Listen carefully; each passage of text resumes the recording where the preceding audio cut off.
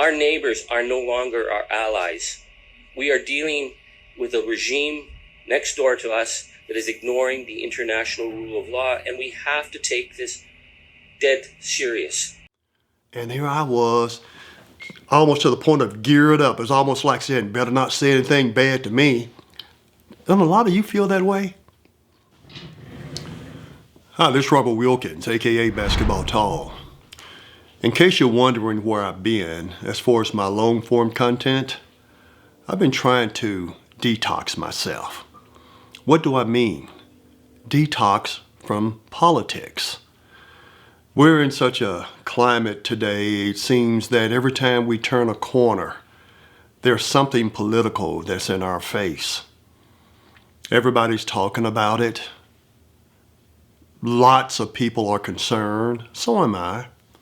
And I guess that's one of the things that's starting to bother me so much. And I felt that I needed to take a mini sabbatical to withdraw myself from the day-to-day activities involving politics.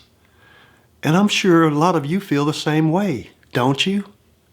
If you feel that way too, that politics is just engulfing all our lives, give me a thumbs up to let me know that you feel that way too. Every time you turn on television, it seems like there's something new. The news cycle's going on 24/7 and repeating the same things over and over, or something, breaking news come about. And before you know, we find ourselves entrenched, listening intently, wondering what happened now. It has changed our behaviors, hasn't it? It has caused breakups within our families and among our friends, haven't it? Go ahead. It's okay to admit it. I admit it. I had friends who I thought that I could talk to them about anything. Before you knew it, that was the wrong thing to do. And people that I've known for, seems like forever. But when you speak politics, and if you're not on the same accord, if you don't agree, it could turn things very sour quickly, can it? Because I know it just hadn't happened to me, and I'm sure it's happened to a whole lot of you out there right now, at least about half of the country. We don't know what's in store. We see it playing out. We can speculate. We can have a good educated guess based on what we see developing, but we still don't know how it's going to turn out. But fear is in the air. Will sports continue to be the way it has been? Will the arenas be filled? Will prices continue to go up? Will everything become so expensive no one will be able to buy a ticket to a theater or anything? Those are the concerns that we all have. It's caused such a racial divide, and we all feel it. Here I am, I'm recovering from the flu. And I had to go to the store yesterday to get some items. And while there, I went to Walmart, and I felt so defensive. And defensive in a racial way. It's sad to say, I've never felt that way in a very, very long time. And I walked into Walmart with my shopping cart to buy some items, and then this lady approached me.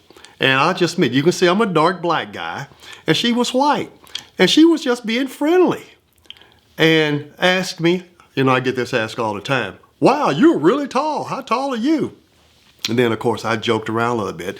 But at first, when she first looked at me and stared at me before asking me the question, I just had this almost hateful thought inside of me. Because you're watching the news and you're seeing and hearing all this stuff, and you think everybody's feeling that way, when everybody's not really tuned in, to be honest with you. You got a lot of folks out there have no idea what's really going on. And here I was, almost to the point of geared up. It's almost like saying, better not say anything bad to me. Don't a lot of you feel that way? Simply because we're so engulfed in into politics right now, it's put us all on edge. But I'm glad she spoke to me and said something. And then as I walked around the aisle, some other people started talking to me and started speaking to me like it's always has been. But see what it did to me by watching so much politics and what it's doing to you, causing you to feel the same way? Because what's going to happen is going to happen. You know, we always say God is in control, and that is so true. What's going to happen is going to happen. But we get so upset and like we want to do something. Don't let them take our personal information. You know, why aren't people in an uproar about this? Got our information. Used to be, you know, we were ready to blow the roof off the house. But we feel so helpless in a sense. And it's just boiled the inside of us. Then we see politicians, we think, boy, they're so cowardice. Then, you know, we see these racist groups rising up. And then in Cincinnati recently, you know, you had your Nazis parading, and then you had the people in the community, around about 300 or so, rose up and had their semi-automatic guns as well. Nazis against the black population in Cincinnati, they rose up. And the guy saying, you know, this is not the 1960s. We're not going to tolerate that like they did back then. And here I am feeling like, that's right. Residents of nearby Lincoln Heights soon arrived to protest the Nazi demonstration. This is something that we all need to take a stand for. We need them to know this is not the 1960s. This is 2025. We are not playing at this time around. You see, what it's done is has emboldened the worst in all of us. Maybe that's a good thing. Then again, maybe not.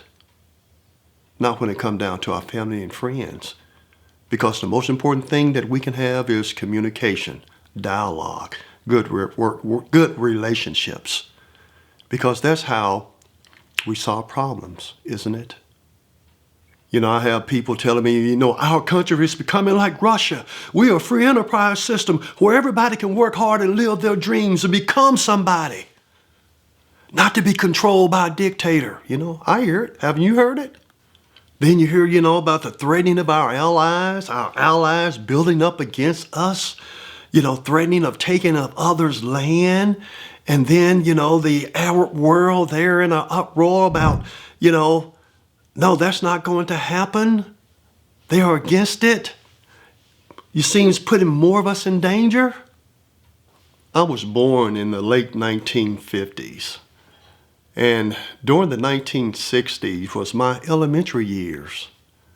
And I remember those times, the times of civil rights, the times of when JFK was assassinated, Martin Luther King was assassinated, Robert Kennedy was assassinated. That was the era of assassinations. And then in 1970, when the National Guard, you know, opened fire on Kent State, people were protesting all around the country about the Vietnam War. Now in the early 1970s, I'm in high school, and I'm concerned thinking about going into Vietnam, doing the military draft. Listening to this guy in our neighborhood who named Dodo, who was in Vietnam on the front line, and telling us all about the details of the war. In my mind, I'm thinking, I don't want to go to war. I don't want to be drafted. And then in 1973, when President Nixon ended the war in Vietnam, I was relieved. And a whole lot of other people too. And a lot of people fled to Canada. Why do you think Canadians speak good English? Why do you think Canadians in southern Canada are pretty much just like Americans? Because they fled from the military draft.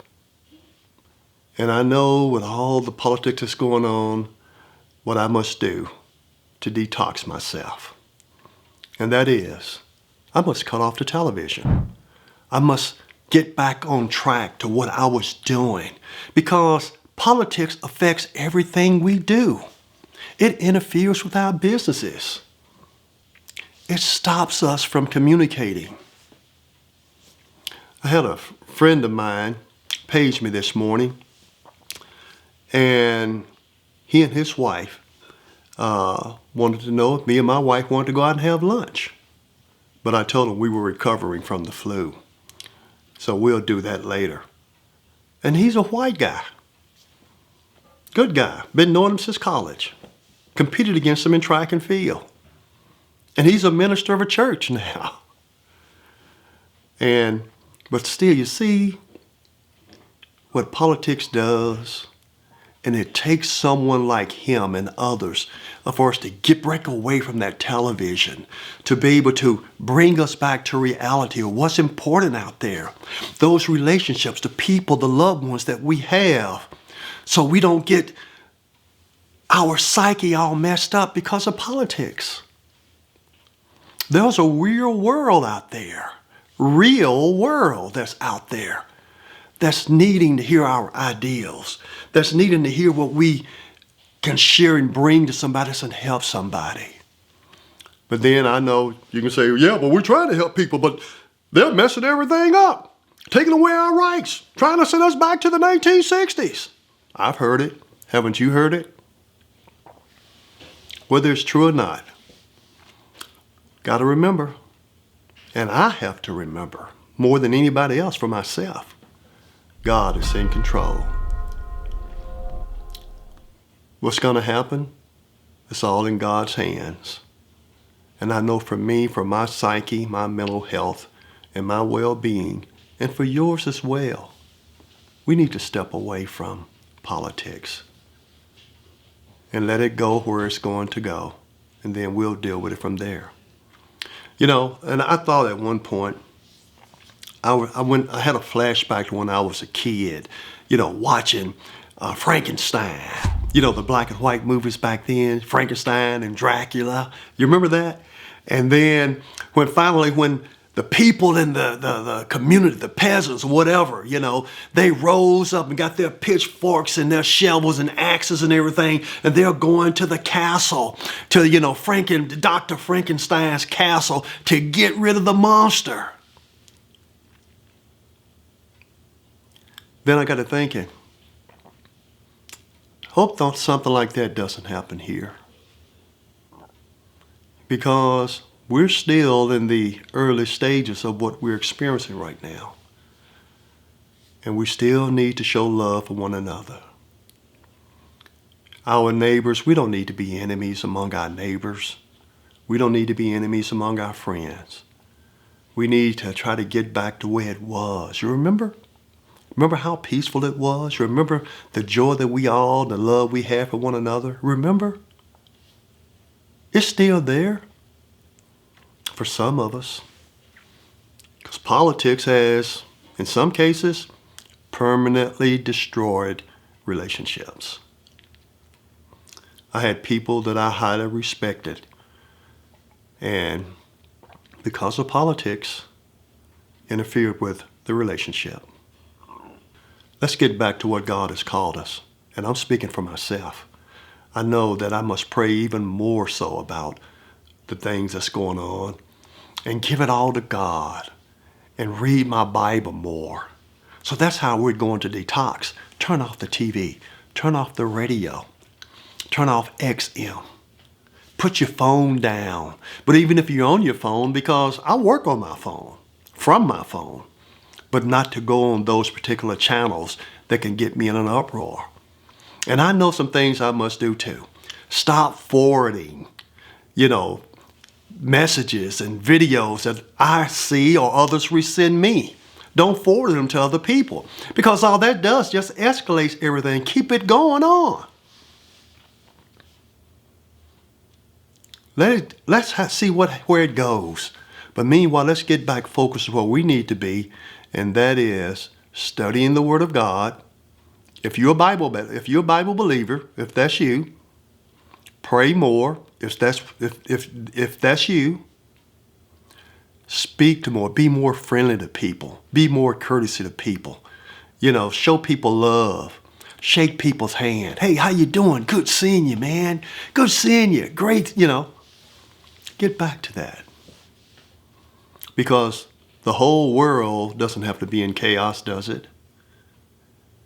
And I want to free my mind. So I'm asking you to help me. Pray for me. And I'm going to pray for all of you too. Because we got to get our mind straight. I know we're living it and we're going to feel it. And then it's going to be medical, it's maybe financial, it's going to be something educational that's going to devastate us all. But we can still keep our mind free as possible as much as we can. I know I can because I have control as to what happens to me. So come on and join me, will you? If you think you're ready to join me, and let's clear our mind, our psyches, and heal our bodies, our mind, our the mental aspects of things. If you're ready to do that, give me a thumbs up and let me know that you're going to do that too. Robert Wilkins, aka BasketballTall, and I'm going to do my best to get back on track and tell my stories because all you guys know that follow me, I was in law enforcement, a career at it. Yes, I've arrested people, I've detained people, and it wasn't just my people. I live in a state where there's approximately 7% only black population. So you can see most people I dealt with was not like me. But there are good people everywhere. Right now, let's not let Satan win in disturbing our mental faculties. Agree? See you next time.